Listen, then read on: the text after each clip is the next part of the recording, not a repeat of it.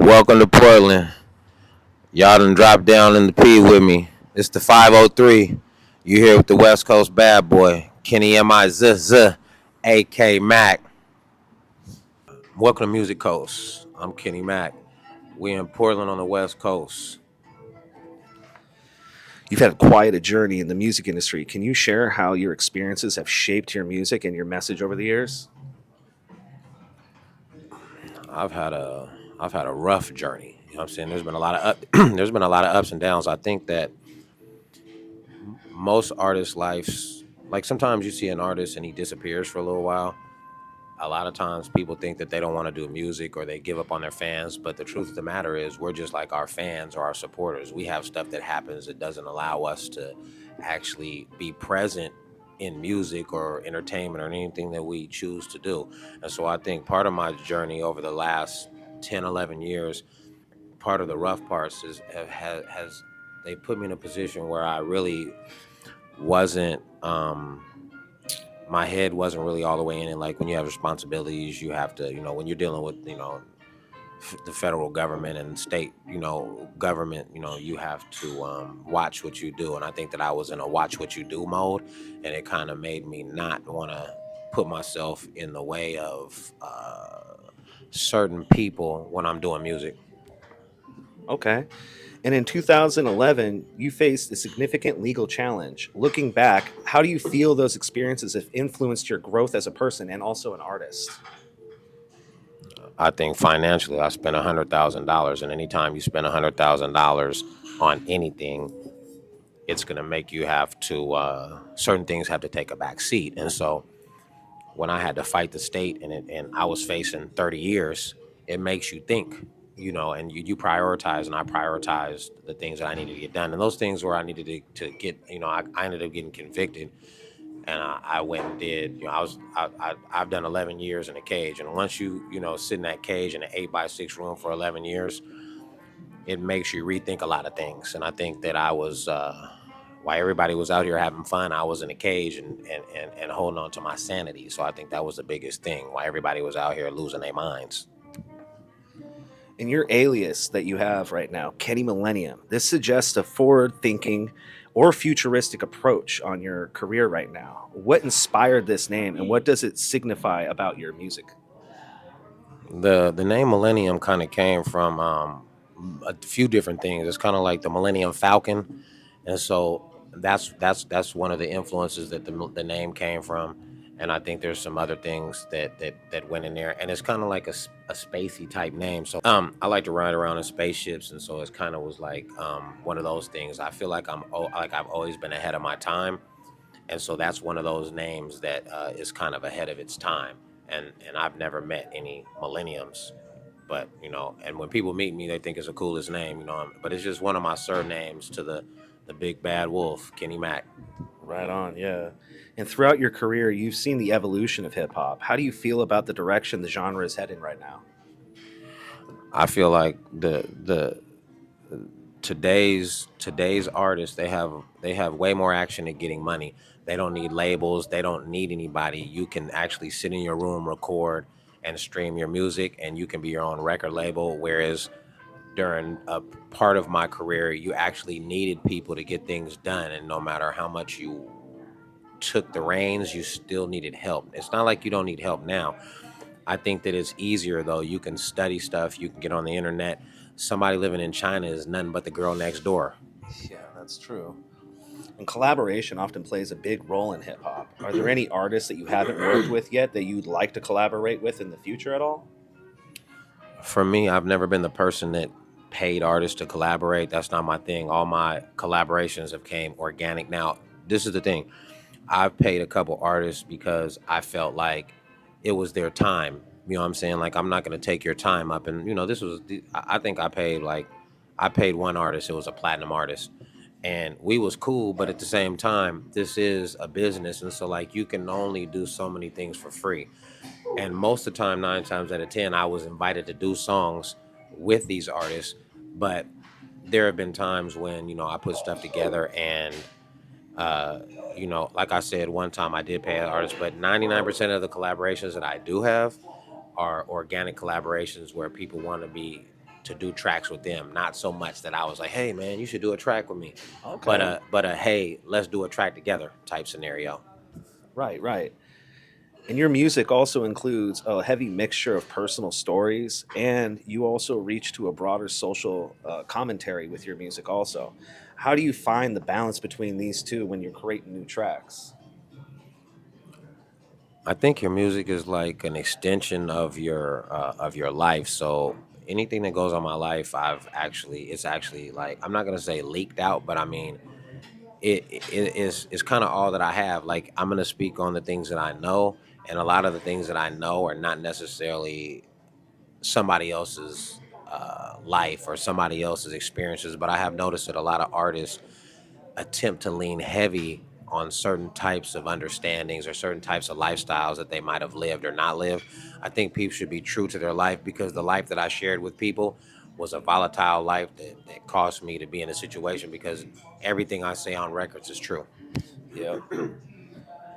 And you're someone who's also navigated really highs and lows in your life and in your career.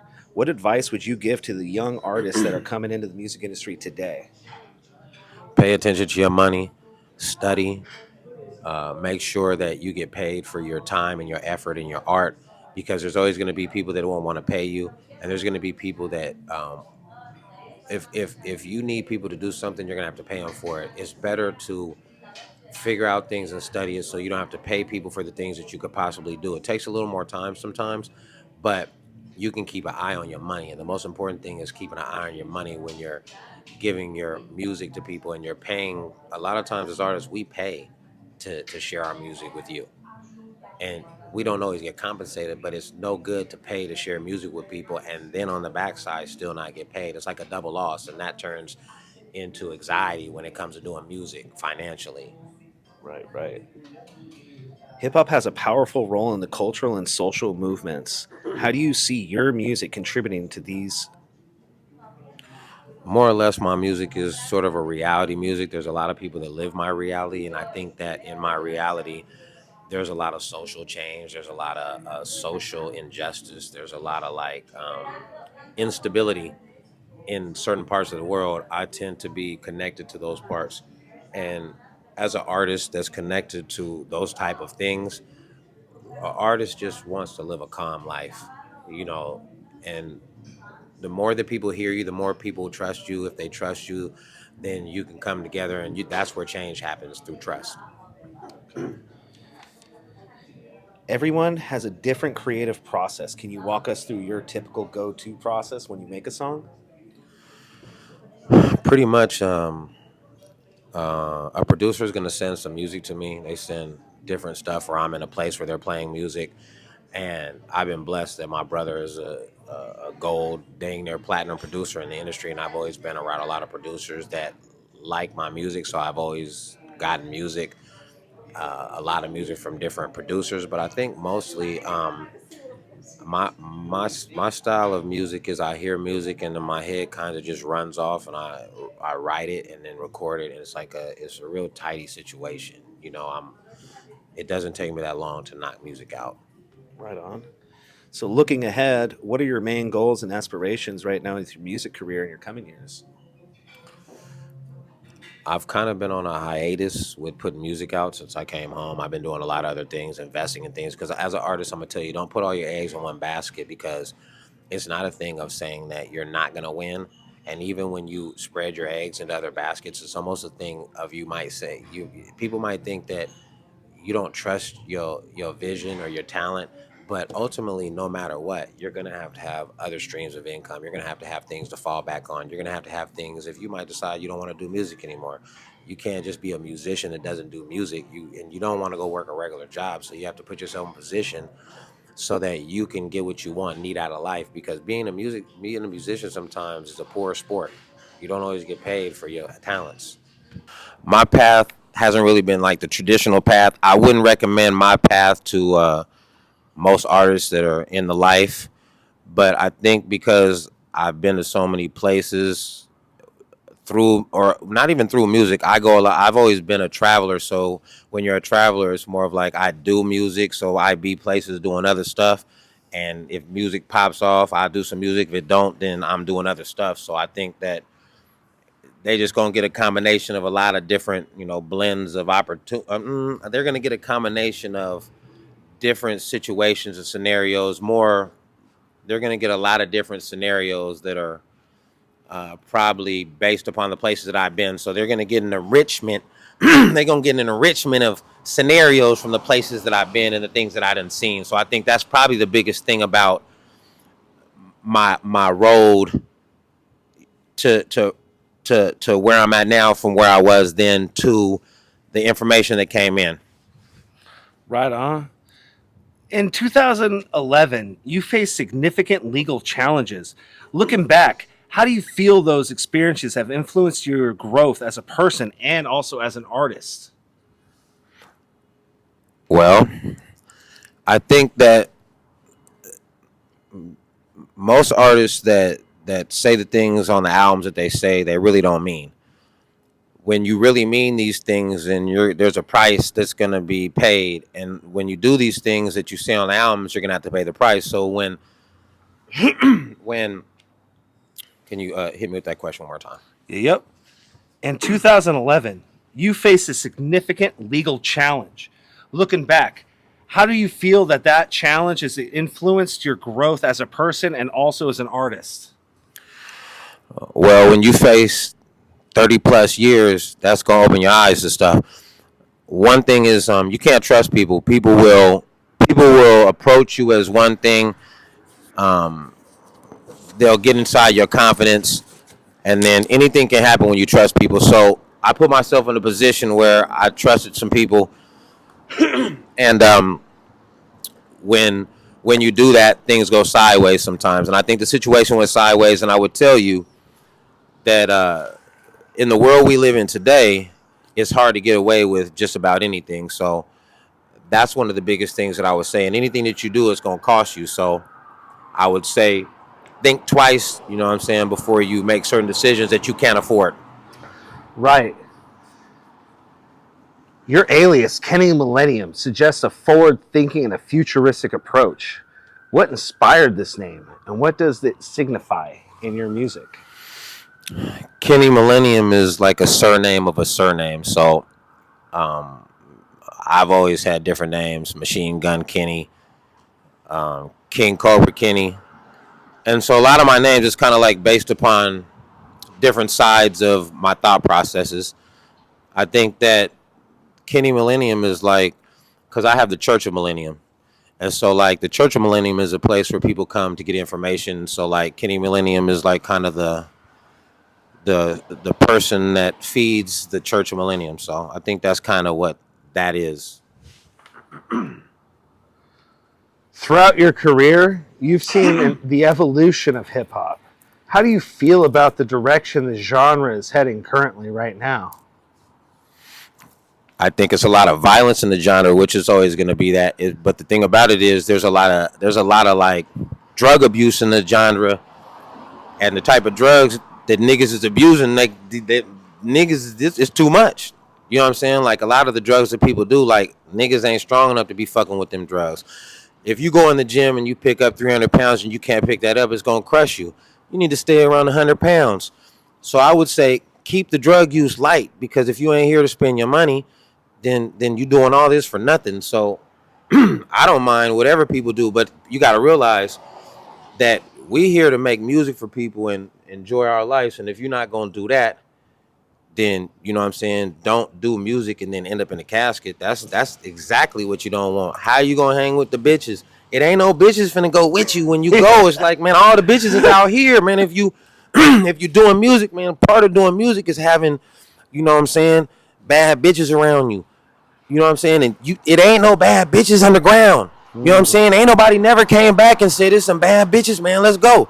So until somebody come back that I trust and tell me it's some bad bitches on the other side of some shit, I'm finna stay right here with the bad bitches, man. So keep making your music, man, because the bad bitches love dope music, man. And don't be doing none of the bullshit, because when you dead, man, it ain't no bad bitches there. I'm trying to tell you, man. I was in prison, man. Wasn't no bitches, man. It might not be no bitches, not here. So, you know, I would advise you to keep making music for the bitches, like Pac said, man. Pac said, make music for the bitches, man. That's what I can say. Ain't nothing wrong with that. Nothing wrong with that, man. Collaboration often plays a big role in the hip hop industry. Are there any artists that you haven't worked with yet that you would like to collaborate in the future? I don't really know. I mean, I just kind of like, I don't really like trip on collabing with people. I've collabed with a lot of artists, but I think it's more of a thing where, I just kind of blend it with people. When you blend with other artists, when you just chilling with other artists, and good music gets made sometimes. Like I done hung around famous artists and we done kicked it 10,000 times, but never made no music. You know what I'm saying? And so, and then I done made a lot of music with artists that we don't really ever, you know what I'm saying? We ain't been around each other in a certain way. So I think that when it comes to collabing with people, I just, either I get hired to do some shit or people invite me or, you know what I'm saying? I rarely like want to collab with people. It's only a few people that I kind of want to collab with, and besides those people, I wasn't really tripping because I am the nigga that they want to collab with anyway. So I'm the get collabed with, not that I want to collab with type nigga. You know what I'm saying? Is there any artists that you could say, like in your youth, even that could be still alive right now? Man, if they were to come to you and be like, no, there's artists. Listen, I'm not even saying like that. One thing about me is I done been in the a lot of times with artists, and the thing is I be in there and like I be chilling. But if I'm not getting paid, I really don't just speak up. But a lot of times if artists was to look over and be like, hey, Mack, you don't wanna you wanna drop something? I already got something written. Cause when the music come on, I'm in the room, like my brain starts writing. So like I done had artists say, hey, bro, you wanna drop something on this? Yeah, I'd be like, yeah, I dropped something, you know what I'm saying? They'd be like, hey, what, you gonna write real quick? I'm like, nah, nigga, I'm already ready. The whole 20 minutes while y'all been over there doing shit, I done already wrote my piece just in case a nigga say, hey, man, you want to jump on something? Or they be like, man, we got a little bag for you or something, you know what I'm saying? So you always got to be ready like Freddie, you know what I'm saying, to hang out with Gina and Betty. Yeah. As someone who's navigated both highs and lows, what advice would you give to the youth artists entering the music industry right now in your current genre? Man, if you can't afford it, if you don't want to pay for it, if you don't want to go do that 10, that 20, that 30, that basket, man, leave the shit alone. Like I said, we making music out here, and the thing about it is you make music to get money. We ain't trying to make music to get dead. And as someone who's navigated the powerful role in a cultural social movement, how do you see music contributing these controversies currently right now? I mean, the thing about it is, if you want to change anything, you gotta have money. If you ain't got no bread, ain't nobody gonna listen to you. You're not gonna if you're not, you can't. Man, it ain't no broke people in control. Realize that. So if you want to do anything, if you want to step, you better have some bread. You know what I'm saying? If you want to eat, you gotta have some bread. If you want to ride, you gotta have some bread. If you want to make a decision or you want somebody to listen to you, ain't nobody listening to no broke people. It's just how it go. If you ain't got no money, nobody ain't listening to you. That's people don't listen to people who ain't got nothing. See, it's a lot of people that are on the internet and they talk and dress and pretend to have money and they want to give advice about it. But the truth of the matter is, unless people see you doing it over and over and over again, like this music, you got to keep coming with hits. People got to know your name. If you don't make them know your name, then they ain't gonna know your name. People ain't gonna know your name because you do one song. That's not it. 2 songs. That's not it. You got to keep jumping in the ring and being the heavyweight champ. Even if you get knocked down, everybody saw you get up. So the thing about it is, you got to just keep coming with more music and more content. And I'll just say, keep coming with the music and content because there's so many opportunities for the young niggas to get money now. It's like, bro, y'all ain't missing no opportunities. And everyone has different creative processes. I mean, can you walk us through your typical go-to to finish a song or an idea? I think that people just, when I'm working, if either the music comes on, it talks to me, or like I write some shit with no music. Right. So sometimes I have a thought and then it'll spin off into a web of things, and I write pretty fast. I think I'm probably one of the fastest writers I've ever seen. I got stuff in the tank. You know what I'm saying? Like, I got new shit all the time. I can go on my phone right now. I was the first motherfucker that was writing shit on phones ever. You know what I'm saying? Ever. I was writing them on two-way pagers. Y'all wasn't even doing that. I was the first nigga. So the thing about it is, I would just say my process is kind of like, it's just fast. It's just fast. It's a fast process. It's just in my head fast. I just write it down It's digitally. almost fluent. It's easy, really. This shit is easy because it's easy, man. It's easy. I've been killing niggas for years. Any final thoughts? Anything you want to plug? Check me out on Instagram. I am Millennium. Check me out on the book, Kenny Millennium. You can Google me. Just Google Kenny Mack. That'll tell you everything you know. I have new music dropping, and I just hope I have new music dropping. You know, just check me out, and we gonna get it rocking again. Cause it ain't cracking if it ain't Kenny Mackin, bruh.